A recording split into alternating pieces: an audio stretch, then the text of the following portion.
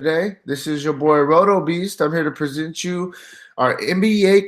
I'm here to present you our NBA morning shoot around for Monday, April 22nd. If you're new to this channel, please make sure and click the subscribe button below. This way you can watch all of our NBA, MLB, and NFL videos. If you haven't come and checked out our website here at dfscheatsheet.com, you're absolutely missing out.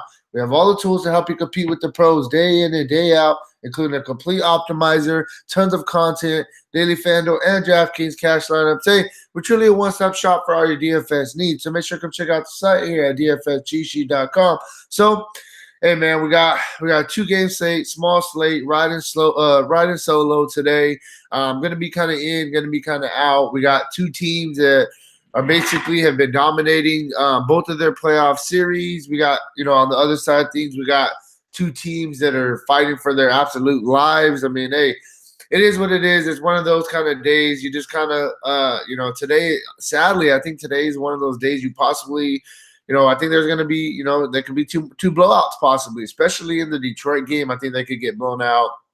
Utah could possibly make it a little bit closer, but both of these games could be blowouts and could be iffy. So, hey, we'll do our best, kind of get in, kind of get out, like I said, and kind of move on. So, hey, man, we'll jump into it. First game that we're going to talk about, actually, real quick, before we do jump into the games, if you guys don't mind, please take a quick second, click the like button down below. Helps me out. Really appreciate that from you guys. And, yeah, so the first game we're going to talk about is going to be the Milwaukee Bucks going into Detroit to face the Pistons. This game has a 219.5 over-under, and Milwaukee's favored by 12.5. So, 12.5 spread. Vegas has Milwaukee absolutely just dominating this game and kind of finishing up the series. I see it going that way as well. We'll quickly touch on both sides of things. First, on the Milwaukee side of things, some guys that you really got to look at. You look at the main guys. You got to look at Eric Bledsoe. You got to look at Chris Middleton. And you got to look at Antetokounmpo, man. I think all 3 of those guys are in play. They've all been playing very well for this series. Antetokounmpo has been the guy. They've been blowing him out so bad. He hasn't got the run and he hasn't been hitting value. So the price tag has actually dropped a little bit. But man, you still got to like him in this spot.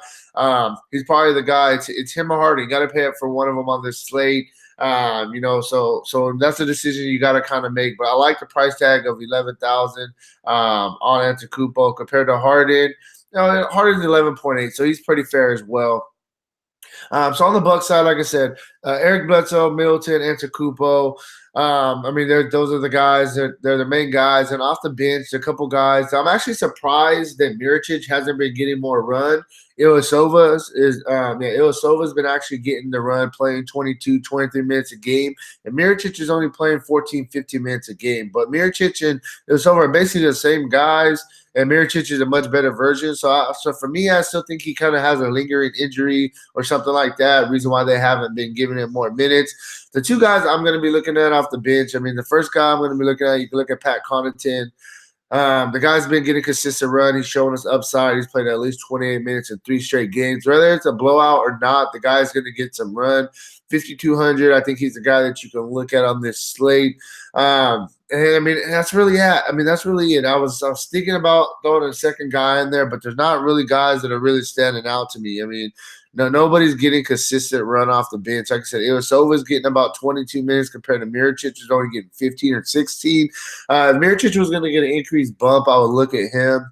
But to keep it simple on the Bucks, you look at Bledsoe, Antetokounmpo, Middleton, and I like Connaughton off the bench. He's getting consistent run. Nobody else is getting regular run. So that's really where I'm at with the Bucks side of things. On the Pistons side of things, you got to love Andre Drummond, 9,700. He's doing everything he can to kind of hold his team in here, man. But he doesn't have no help. And then you got Blake Griffin being soft, trying to sit out in playoff games. Come on, Blake, man. You're better than that, bro. So those are the guys that you got to look at. Blake last game played 30 minutes and he got you 27, 7, and 6. This is what this guy can do, and the team needs this from this guy. Obvious 2 guys on the Pistons. You look at Andre Drummond. You look at Blake Griffin. I expect Blake to play today. Outside of that, you can look at Reggie Jackson, 6.3. He's their 3rd best player. He's having a pretty good series so far.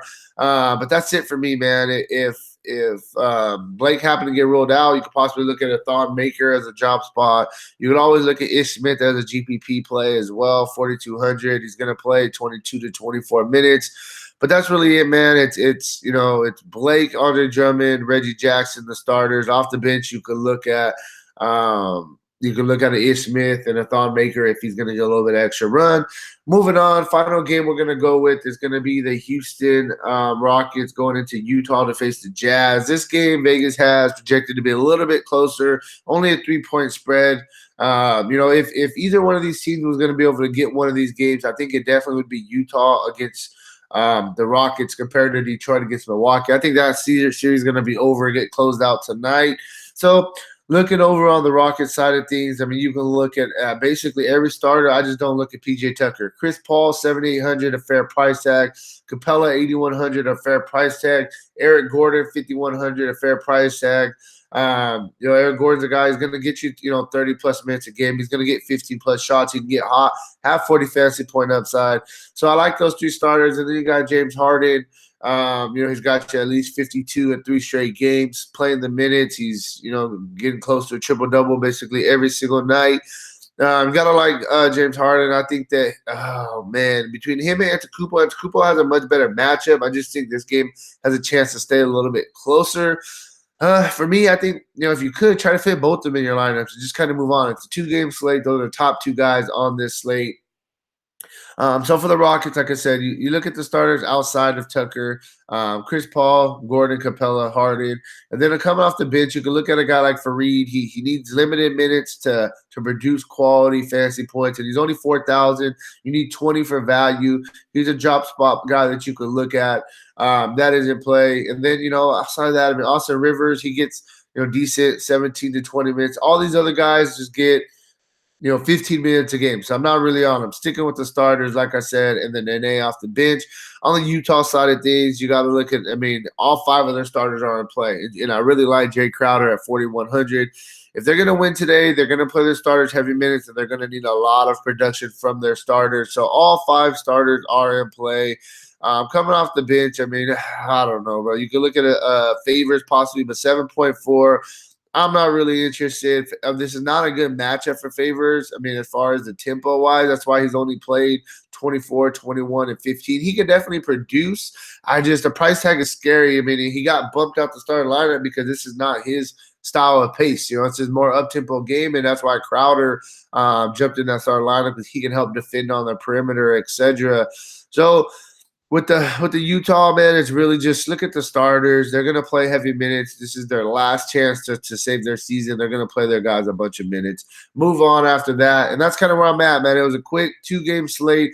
I know it seemed fast, but that's all we got. 4 teams to look at, and most of these teams are going to play mostly their starters. So, that's really where they're at. There's a couple guys you could definitely sneak in off the bench. But, hey, man, if you want a more in-depth analysis, you want to get our core plays, check out the site, dfscheatsheet.com. Got a lot of good things going on right now. We got PGA up, got MMA every weekend. We got NASCAR.